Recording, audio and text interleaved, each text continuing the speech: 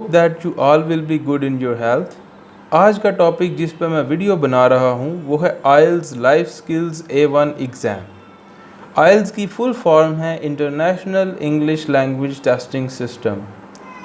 आइल्स की काफ़ी टाइप्स होती हैं, जैसा कि आइल्स A1, A2, B1 and B2। इसके अलावा आइल्स जनरल ट्रेनिंग और एकेडमिक भी होता है। आज हम जिस टाइप के बारे में बात करेंगे वो है आइल्स लाइफ स्किल्स A1। ये टेस्ट सिर्फ उन लोगों के लिए है जो यूके माइग्रेट करना चाहते हैं स्पाउस वीज़ा पे, मतलब मैरिज वीज़ा के ऊपर यूके जाना चाहते हैं। आपको एप्लीकेशन सबमिट करवाने के लिए ये टेस्ट पास करना कंपलसरी होता है। इस टेस्ट को पूरी तरह से समझने के लिए मेरी वीडियो को स्टार्ट से लेकर एंड तक देखें। अगर आप मेरे चैनल पर न्यू हैं तो इसको सब्सक्राइब करें। ये टेस्ट पाकिस्तान में 2 ऑर्गेनाइजेशंस कंडक्ट करवा रही हैं। पहली ऑर्गेनाइजेशन का नाम है AEO पाकिस्तान और दूसरी ऑर्गेनाइजेशन है ब्रिटिश काउंसिल पाकिस्तान। इस टेस्ट में बेसिकली 4 पार्ट्स होते हैं और इसकी ड्यूरेशन अप्रॉक्सीमेटली 18 मिनट्स होती है। आपको थोड़ा सा एग्ज़ामिनेशन इन्वायरमेंट के बारे में मैं बताता चलूँ कि एग्ज़ामिनेशन इन्वायरमेंट में 3 लोग टेस्ट रूम में मौजूद होते हैं। एक एग्ज़ामिनर होता है, एक होता है कैंडिडेट A और एक होता है कैंडिडेट B, मतलब 3 लोग। अब आते हैं इस टेस्ट के पार्ट्स की तरफ। इस टेस्ट में 4 पार्ट्स होते हैं जिनको फेजेस के नाम से भी जाना जाता है, जैसा कि phase 1A, phase 1B, phase 2A and phase 2B। अब मैं इन फेजेस का आपको नेम्स बता दूं कि ये फेजेस का मतलब क्या होता है और इन फेजेस का नाम क्या हैं। फ़ेज़ 1A जो होता है दैट इज़ इंट्रोडक्शन और इंटरव्यू फेज़। फ़ेज़ 1B जो होता है वो होता है 2 वे डिस्कशन या question answering phase. Phase 2A listening होता है जिसमें आपको 2 टास्क करने पड़ते हैं और फ़ेज़ 2B कन्वर्जेशन फेज़ होता है जो कि आपको एक टॉपिक के ऊपर छोटी सी शॉर्ट डिस्कशन या कन्वर्जेशन करनी पड़ती है दोनों कैंडिडेट्स को। अब हम इन पार्ट्स के बारे में कुछ डिस्कशन करेंगे कि इन फेजेस में करना क्या होता है और इन फेजेस को आप किस तरह से सक्सेसफुली आप कंप्लीट कर सकते हैं।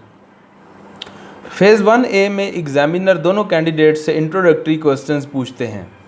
एग्जाम्पल आपको देता हूँ, जैसे कि what is your full name, where are you from, spell your family name, what are your hobbies, tell me about your house, etcetera.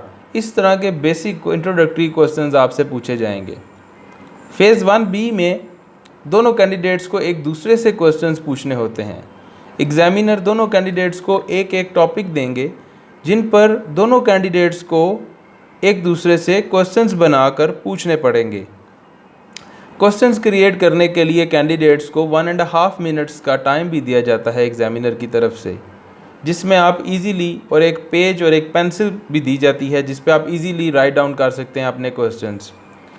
अब कुछ स्टूडेंट्स मुझे कहते हैं कि सर हमारे से क्वेश्चंस क्रिएट नहीं होते, हम आंसर दे सकते हैं बड़े आसानी से लेकिन हमसे क्वेश्चंस क्रिएट नहीं होते, आप कुछ टिप दें, हमें ट्रिक बताएं जिससे हम क्वेश्चंस क्रिएट कर सकें। अब मैं आपको क्वेश्चंस क्रिएट करने का एक बहुत इजी सा मेथड या फार्मूला आप कह लें आपको बताऊंगा, जिस पे आप किसी भी टॉपिक के ऊपर, बेसिक टॉपिक के ऊपर क्वेश्चंस क्रिएट कर सकते हैं। 4 to 5 क्वेश्चंस आप इजीली क्रिएट कर सकते हैं और उस फार्मूले को आप इस तरह से राइट डाउन कर लें। आपको मैं 5 वर्ड्स बताता हूँ, आप उनको राइट डाउन कर लें। What, why, good, bad, opinion. अब ये 5 वर्ड्स हैं आपके पास, तो मैं आपको एग्जांपल देता हूँ कि आपको एग्जामिनर कहते हैं कि candidate A, I would like you to ask candidate B about his hobbies. तो आपका टॉपिक हुआ हॉबीज़। अब आपको 1.5 मिनट मिलेगा उस टॉपिक के ऊपर क्वेश्चंस क्रिएट करने के लिए। तो आप what, why, good, bad, opinion, अब इनको यूज़ करके तो कैसे क्वेश्चंस क्रिएट कर सकते हैं, जैसा कि what are your hobbies, why do you like to do it, what is good about it, what is bad about it, what is your opinion about it। तो ऐसे आपने 5 क्वेश्चंस इस टॉपिक के ऊपर क्रिएट कर लिए बड़े आसानी से। आई होप कि आपको इस मेथड की समझ भी आई होगी और आपके लिए ये हेल्पफुल भी फ्यूचर में प्रूव होगा। अब हम बात करेंगे फ़ेज़ 2A की। इसको लिसनिंग पार्ट कहा जाता है। इस पार्ट को आपने ध्यान से समझना है ताकि आपको थॉरली समझ आ जाए एक एक चीज़ की कि लिसनिंग पार्ट में जो 2 टास्क होते हैं उनको आपने किस तरह से कंप्लीट करना है। लिसनिंग में आपको 2 टास्क करवाए जाएंगे, जिनमें से पहला टास्क ये होगा कि आपको एक पेज दिया जाएगा और उसके ऊपर 3 पिक्चर्स होंगी, जैसे कि एक स्कूल की पिक्चर है, एक माउंटेन की पिक्चर है और एक टाउन की पिक्चर है। अब एक रिकॉर्डिंग प्ले होगी एग्ज़ामिनर की तरफ से। तो रिकॉर्डिंग्स बेसिकली 2 होती हैं जो प्ले होती हैं, एक फ़र्स्ट रिकॉर्डिंग होगी और एक होगी सेकंड रिकॉर्डिंग। अब जो फर्स्ट रिकॉर्डिंग होगी वो हमेशा कैंडिडेट ए सुनेगा पहले टास्क में, और कैंडिडेट बी जो होगा वो हमेशा सेकंड रिकॉर्डिंग सुनेगा जो कि पहला टास्क है। आपकी रिकॉर्डिंग प्ले होती है तो आपने बहुत इजी सी रिकॉर्डिंग होती है, आपने उसमें जज करना है कि आपकी रिकॉर्डिंग किस चीज़ के बारे में है। वो एक टाउन के बारे में है, स्कूल के बारे में है या माउंटेन्स के बारे में है। तो अब वो रिकॉर्डिंग प्ले हुई, आपको इजीली आप इस चीज़ को जज कर सकते हैं कि वो क्योंकि वो किसमें कीवर्ड्स यूज़ होंगे।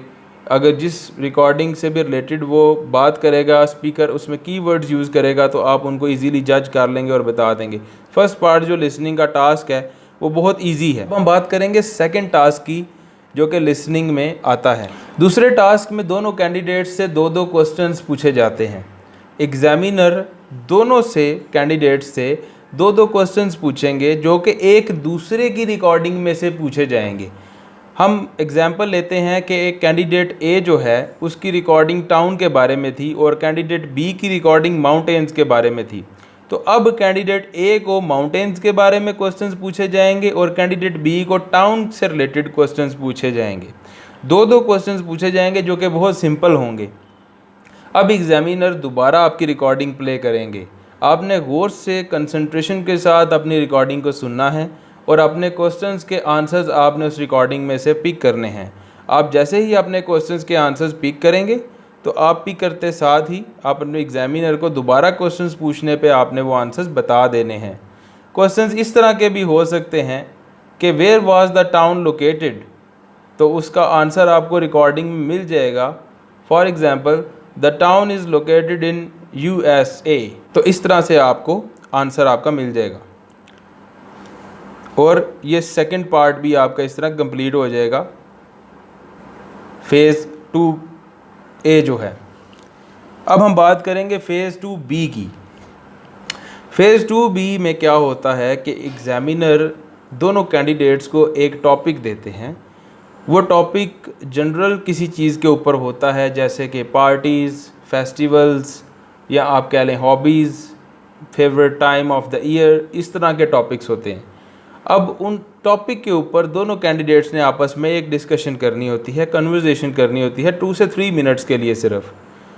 उसमें आप इस तरह के क्वेश्चंस कर सकते हैं, जैसे कि एग्ज़ामिनर कहता है कि now I would like you both to ask questions to each other on parties and festivals.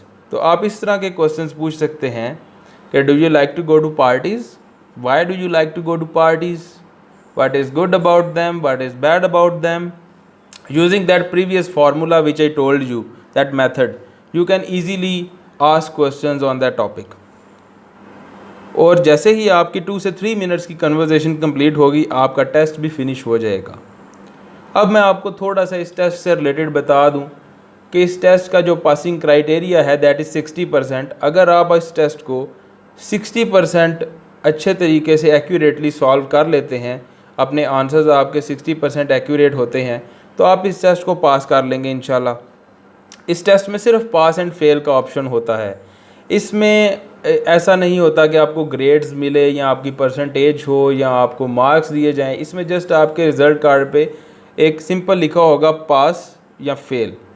तो जो 60% क्राइटेरिया को एक्यूरेटली कंप्लीट करेगा वो इंशाल्लाह पास कर जाएगा। इस टेस्ट के जो सर्टिफिकेट होता है इसकी 2 इयर्स तक वैलिडिटी होती है। आप अगर टेस्ट पास कर लेते हैं तो आप 2 इयर्स तक उस टेस्ट के सर्टिफिकेट को केस अप्लाई करने के लिए यूज़ कर सकते हैं। जस्ट इन केस अगर आपका केस अप्लाई नहीं होता, 2 इयर्स आप ट्राई करते रहते हैं, आपका वो टाइम ख़त्म हो जाता है, तो आप दोबारा टेस्ट को रीटेक करना पड़ेगा, आपको दोबारा टेस्ट लेना पड़ेगा। और इसकी रीटेक्स भी अनलिमिटेड होती हैं। जैसा कि एक स्टूडेंट एग्ज़ाम देता है तो वो फ़ेल हो जाता है, खुदा न खास्ता मिस हैप हो जाता है कोई या फ़ेल हो जाता है, तो आप इसकी रीटेक नेक्स्ट डेट में ले सकते हैं और अनलिमिटेड रीटेक्स ले सकते हैं आप जितनी भी चाहें। बेस्ट है कि अगर आप वीक हैं लैंग्वेज में तो क्लासेस लें प्रॉपर तरीके से और फिर टेस्ट की रजिस्ट्रेशन करवाएं। कुछ स्टूडेंट्स होते हैं मुझे कहते हैं सर हमारा टेस्ट पहले आप रजिस्टर करवाएं और फिर हम क्लासेस लेंगे, फिर हम समझेंगे। वो क्या होता है, टेस्ट रजिस्टर हो जाता है, हम उसको डेट को ट्रांसफ़र या फ़ीस को रिफ़ंड नहीं कर सकते एक बार जब हो गया। तो मैं ऑनलाइन क्लासेस भी प्रोवाइड कर रहा हूँ जो आप भी ज्वाइन कर सकते हैं। अल्हम्दुलिल्लाह मेरे 100+ स्टूडेंट्स जो हैं वो अभी यूके में माइग्रेट कर चुके हैं और ज़्यादातर उनमें से अंडर मैट्रिक थे। तो अगर आप भी वीक हैं इंग्लिश में, आपकी लैंग्वेज अच्छी नहीं है, आपको बेसिक्स भी नहीं पता इंग्लिश के, तो आप मुझे कांटेक्ट कर सकते हैं ऑनलाइन क्लासेस के लिए। मैं आपको इंशाल्लाह गाइड करूँगा आप इस टेस्ट को किस तरह से कंप्लीट कर सकते हैं, एक्यूरेटली इसको टेस्ट को पास कर सकते हैं। आपको A to Z सब गाइड किया जाएगा इस टेस्ट से रिलेटेड और आपको फुल प्रिपरेशन करवाई जाएगी इंशाल्लाह। इसके अलावा अगर आपको सिर्फ टेस्ट रजिस्ट्रेशन करवानी है, आप रजिस्ट्रेशन सर्विसेज भी ले सकते हैं। हमारी टीम रजिस्ट्रेशन करके भी देती है स्टूडेंट्स को। अगर आप AEO से फॉर एग्ज़ाम्पल रजिस्ट्रेशन करवाना चाहते हैं अपने टेस्ट की, तो वो भी हम सर्विसेज प्रोवाइड कर रहे हैं। मज़ीद इन्फॉर्मेटिव वीडियोस देखने के लिए आप मेरे चैनल को सब्सक्राइब करें और शेयर करें। इसके अलावा अपनी कीमती राय का इजहार कमेंट बॉक्स में ज़रूर दीजिएगा। आई होप कि आपकी मालूमात में, इंफॉर्मेशन में इस वीडियो ने इजाफ़ा किया होगा। थैंक यू एंड अल्लाह हाफ़िज़।